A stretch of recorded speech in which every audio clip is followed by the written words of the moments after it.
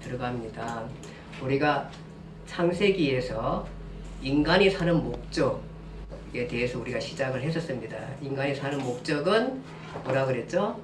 하나님의 영광을 위해서. 근데 하나님의 영광을 위한다는 말이 너무 어려워가지고. 근데 사실 이게 굉장히 철학적인 질문이고, 어떤 인간이 가졌으면은, 이성을 가진 인간이라면 당연히 본연적으로 질문해야 하는 이 질문이고, 인간은 이 질문에 대한 답을 갖고 삶을 살아야 됩니다. 그쵸? 근데 세상에 한번 물어보세요. 당신 왜 삽니까? 무엇을 위해 삽니까? 대답들이 없어요. 거의.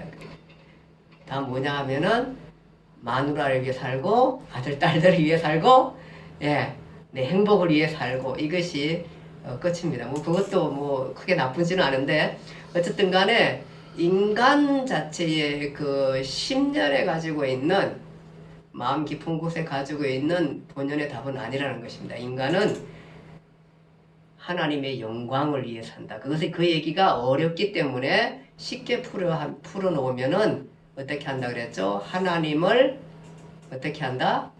반영한다. 반영. 즉, 거울로 비추듯이 우리가 하나님을 나타내며 살아야 된다는 거죠. 그러니까 하나님의 지식과 의와 거룩, 즉 하나님의 성품을 반영하면서 우리는 살아야 하는 것입니다. 그것이 인간이 사는 목적입니다. 그래서 우리는 모든 삶에, 내가 직업을 갖든 결혼을 하든 여행을 하든 취미를 갖든 무엇을 하든 간에 우리가 뭘 먼저 생각해, 이것이 하나님을 반영하는 일인가? 라는 그 질문을 갖고 모든 것을 할 수 있어야 돼요. 그 크리스찬들은 이것이 굉장히 분명합니다. 일반 사람들은 어떻게 왜 사는지 다 모릅니다. 무슨 종교를 가졌다 할지라도, 그 종교를 가졌다 할지라도 왜 사는지 모르는 사람들이 대부분입니다. 그런데 성경 우리에게 명확하게 알려주고 있습니다. 인간의 사는 목적은 하나님을 반영해내며 사는 거다. 그렇게 말씀해 주고 있습니다. 그런데 이 반영하는 삶에서 전제되어야 할 것이 뭐냐 하면, 우리가 창세부터 시작했던 게 뭐냐 하면은, 하나님은 뭐다? 왕이시다. 하나님은 왕이시다는 생각을 우리가 갖고 있어요. 즉 하나님을 왕으로 인정해야 하는 것입니다. 그러니까 사실은 우리가 왜 싸우고 다투고, 왜 우리가 이런 전쟁이 일어나고 제약들이 관영하냐 하면은, 우리의 마음 중심에 나를 두고 있기 때문입니다. 욕심 많은 나, 제국주의적인 나, 그 마음을 두고 있기 때문에 성경은 철저하게 우리 인간 속에 하나님을 두고 있으라는 겁니다. 근데 사람들이 하나님을 알지 못해가지고 사람들이 여러 가지 많은 종교들을 만들어냅니다. 그러니까 여기 안에 그 하나님을 찾는 그 심성을 집어넣어 주셨는데, 하나님께서 우리가 부패했기 때문에, 우리가 타락했기 때문에 그 하나님을 잘 찾지 못합니다. 그래서 종교를 만들어냈고, 수많은 종교들이 이 땅 위에 생겨나게 되었습니다. 별 이상한 종교들 많이 생겨났고, 태폐적인 종교들까지 많이 생겨나게 되었습니다. 그것이 마치 거짓과 그 하나님을 찾는 종교의 이것과 어울려져 가면서 우리의 눈이 어두워져서 그것을 올바로 찾지 못하게 되었습니다. 우리의 마음속에, 우리의 중심에는 항상 하나님은 왕이다, 하나님을 왕으로 인정해야 하는 것입니다. 우리는 지난 구약 성경을 읽으면서 인간의 죄악은 스스로 왕이 되겠다고 선을 했고, 그 죄성을 가진 인간들의 세계는 세상 역사 가운데 힘과 권력을 가진 제국주의 왕들이 계속해서 나타났고 역사를 이루어왔습니다. 그런 가운데 성경은 계속해서 왕은 나다, 하나님은 왕은 나다, 세상 권력의 제국주의 역사는 결국은 망한다, 그 망하는 역사를 우리는 읽어왔습니다. 그쵸? 우리가 보니까 그 위대하다고 얘기했던 아수르, 정말 우리 지도 봤을 때 막 이만큼 굵습니다. 그 통치, 얘가 힘과 권력이 이만큼 굵고, 그런데 그 아수르 바벨론한테 망했습니다. 바벨론, 세상의 권력의 중심이라고 얘기하는 바벨론, 지금도 그 모든 것들을 상징하는 것이 바벨론입니다. 그 바벨론이 얼마나 강했던지 이 나라는 절대 망하지 않을 거라 생각했습니다. 근데 그 바벨론 망했습니다. 망했습니다. 그리고 바벨론을 점령한 페르시아도 망했고, 또 그 다음 페르시아를 점령한 로마도 망했습니다. 사람들은 모든 길은 로마로 통한다고 했습니다. 로마만큼 큰 권력이 없었습니다. 근데 그 로마 오래 갈 줄 알았는데 사실 망했습니다. 성경의 역사대로, 즉 다니엘에게 계시한 그 보여준 대로 그대로 망했습니다. 그러면서 다니엘이 보여준 게 뭐냐 하면은 세상 나라는 망한다. 결국 하나님의 나라만 영원하다 했던 것이 우리가 구약의 가르침이었습니다. 그래서 구약의 끝은 세계사를 향하고 있고, 그 세계사 가운데 그 세계를 이끌어가는 역사의 주인은 하나님이시다. 그것을 구약이 얘기해 주고 있는 것입니다.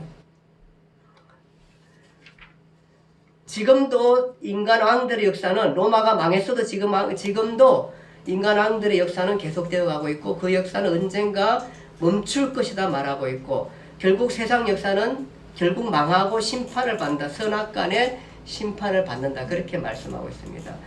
그 심판주는 예수 그리스도다. 그는 하나님의 어린 양으로서 인류의 죄를 속죄하신 분이다. 인간은 그를 믿기만 하면 영벌의 심판에서 제어야 된다. 이것은 그가 이루어 놓은 속죄의 죄인인 내가 소속되는 것이다. 내가 죄인인 것과 그 죄가 치명적이고 심각한 것, 그 죄가 치명적이고 심각한 것은 바로 뭐냐면 영벌을 받아도 마땅하다는 것입니다. 영벌인 것을 알고 그 속죄를 위해 그리스도가 나를 죽으셨다는 것을 고백하고 그리스도를 받아들임으로써 내가 그 속죄에 동참하게 된다는 것입니다. 그래서 그가 이루어 놓은 일로만 봐도 그는 심판주 자격이 있는 것입니다. 우린 그가 하나님의 보좌 우편에 계시다는 사실을 안다.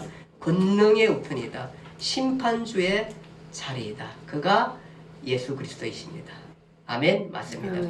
요한계시록은 그렇게 할 것이라는 마지막 예언인 것입니다. 구약에서 흘러내려온 이야기의 총정리가 요한계시록에 있습니다. 그 정리는 뭐냐 하면은 제국들은 결국 망한다. 하나님을 반영하지 않고 스스로 왕이 되어 있는 인간은 결국 망한다. 심판을 받는다는 것입니다. 그 심판주로서 어린 양이 하늘 보좌 우편에 앉아 계신다. 그가 오심으로 인간 세상은 커튼을 닫게 된다. 커튼이 닫게 되면 영벌이냐 영생이냐 하는 문제만 남는 것입니다.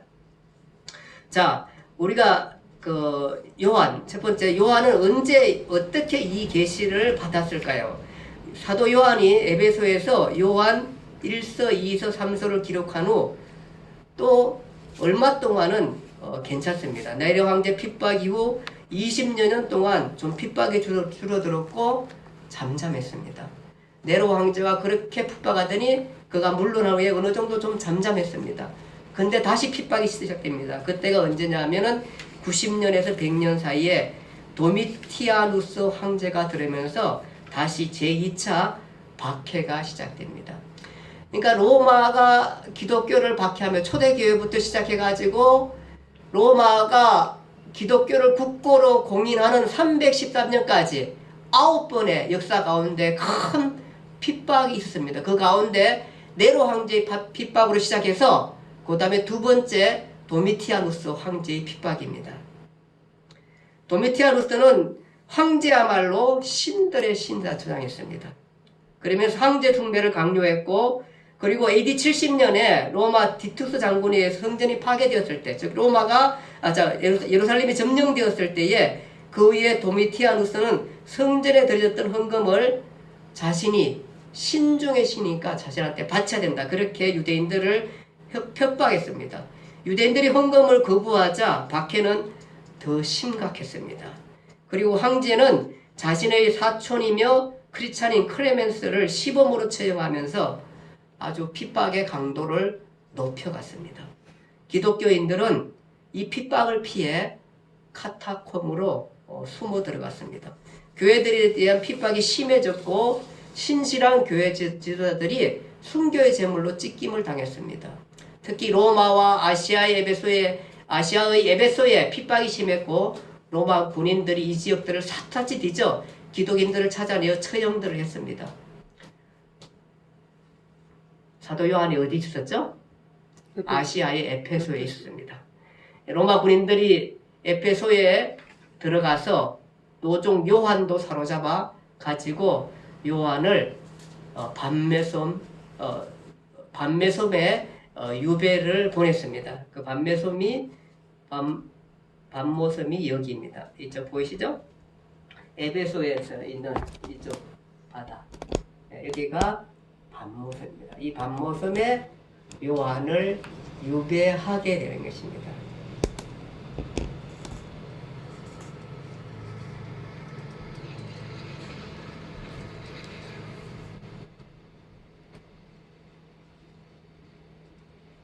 자, 이렇게 그 밤모섬에 잡혀있는 요한에게 그리고 기독교인들에게 유일한 희망은 예수 그리스도의 재림이었습니다. 이 땅에서 예수님과 함께 다녔고 죽음과 부활과 성천을 목격한 이 노종 요한은 그가 하늘로 가신 것을 목격했고 그가 말씀처럼 다시 오신다는 것을 말씀하신 것처럼 다시 오신다는 것을 믿고 기다리고 있었던 것입니다. 그리고 복음을 전하고 예수님을 사모하고 예수님의 간증하고 증명을 해온 요한은 이제 마지막으로 다시 오겠다는 약속한 주님을 이 쓸쓸히 혼자 남아 밤모섬에서 기다리고 있는 것입니다. 수많은 크리스찬들이 심한 핍박 가운데 있는 것을 잘 아는 요한, 너무 안타깝고 마음이 아릴 수밖에 없습니다. 그래서 더더욱 주님의 재림이 절실해졌습니다. 도미티아누스 황제 재위 중, 즉 81년에 96년인 그 사이 93년에서 96년경에 요한은 이 밤모섬에서 하나님의 계시를 받게 되고 그 계시를 기록하게 되는 것입니다. AD 93년에서 96년 밤모섬입니다. 정말 모든 크리스찬들이 숨어들어가고 힘들어하고 찢겨지고 이럴 때에, 이 어려운 때에 예수님은 침묵하지 아니하고 요한에게 나타나셨습니다. 드디어 나타나셨습니다. 그리고 앞으로 되어질 일들에 대한 환상을 보여줍니다. 그것이 요한계시록입니다. 요한이 계시를 받은 것입니다. 그는 그가 본 것을 글로 표현했습니다. 우리는 이 요한에게 이 계시를 주려고 계획하신 하나님께 감사해야 됩니다. 요한에게 이 계시를 주심으로 창조부터 약속된 모든 것을 이루시고 인류 역사의 모든 것을 이루시고 그의 사역을 어떻게 완성하시는 것을 잘 계시를 통해서 말씀해 주셨습니다. 1.1획도 하나님의 계시는 오류가 없이 전체 역사를 마무리하고 성경을 완성하는 것이 요한계시록입니다. 예. 그러니까 그가 왕이시다. 그리고 세속 권력, 즉 세상 권력, 힘과 권력의 제국주의 권력은 결국은 망한다. 그 역사의 마무리를 요한계시록을 통해서 예수님께서 계시하게 되는 것입니다. 요한계시록 내용은 참 이해하기가 어려운 점들이 많이 있습니다. 그래서 요한계시록은 요한이 환상을 본 겁니다. 그러니까 환상을 봤는데 그 환상이 너무너무 황홀하고 구체적이고 그냥 잠시 꿈을 꾸고 잠시 어떤 이상한 생각을 이상한 것들을 본 게 아니라 정말로 너무 구체적인 환상을 보여주셨습니다. 그런데 그 환상이 너무 대단하다 보니까 미래에 일어날 날들이다 보니까 그가 글로 설명하기에는 너무너무 한계가 있는 것입니다. 우리가 깨닫기가 너무 어렵습니다. 가령 우리가 아주 조선시대에 아니 그 이전에 우리가 삶을 살았을 때에 누군가가 환상 가운데 자동차를 봤습니다.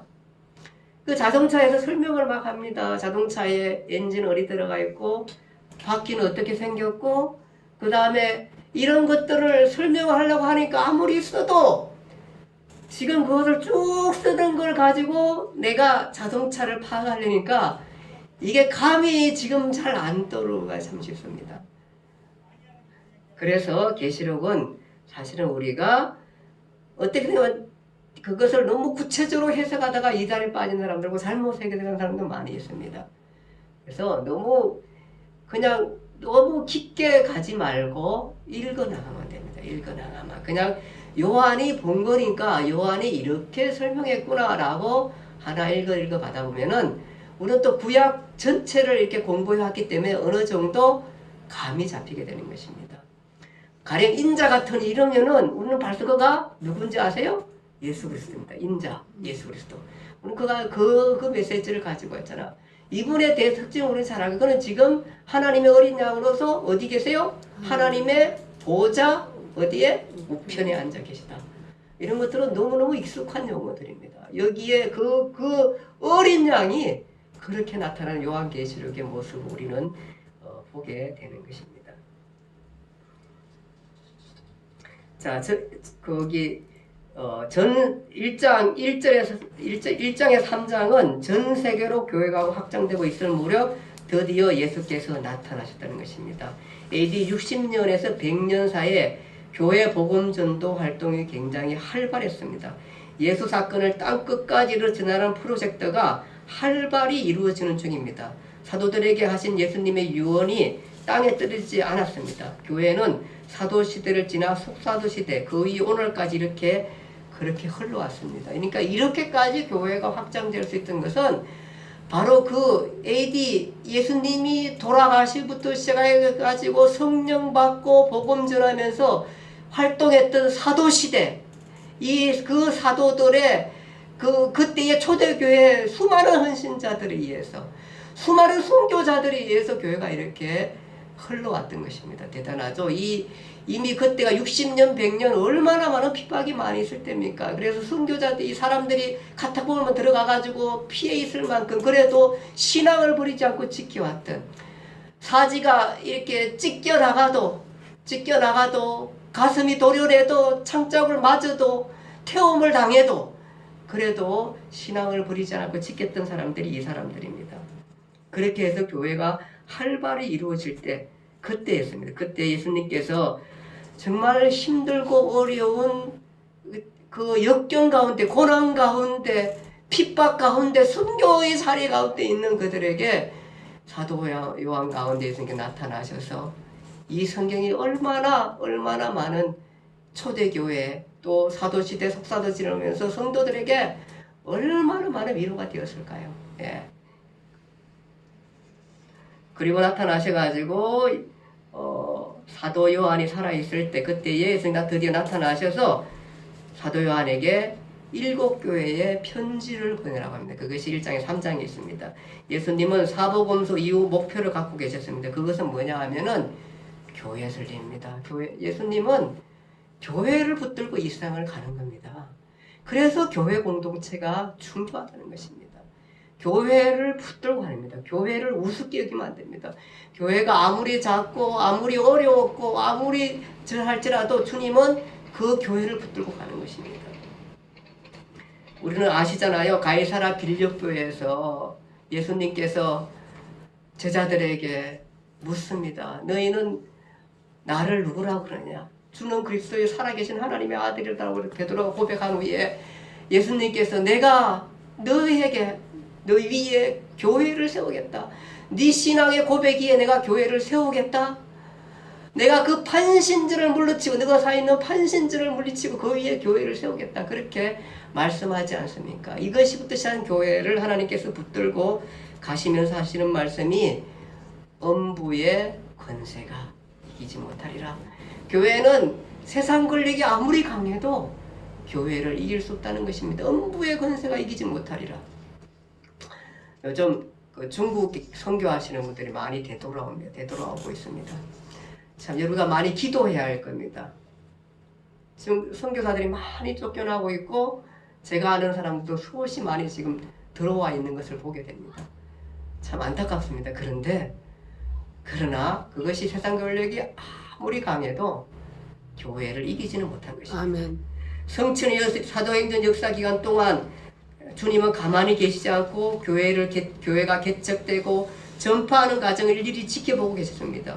우리가 그동안 공부한 사도행전과 서신서, 서신서토리를 다 보고 주님을 계셨습니다. 그리스도의 아시아의 7교회에 보낼 편지를 사도 요한에게 일일이 말씀하시는 것입니다. 그래서 시작되는 이야기가 요한계시록인 것입니다.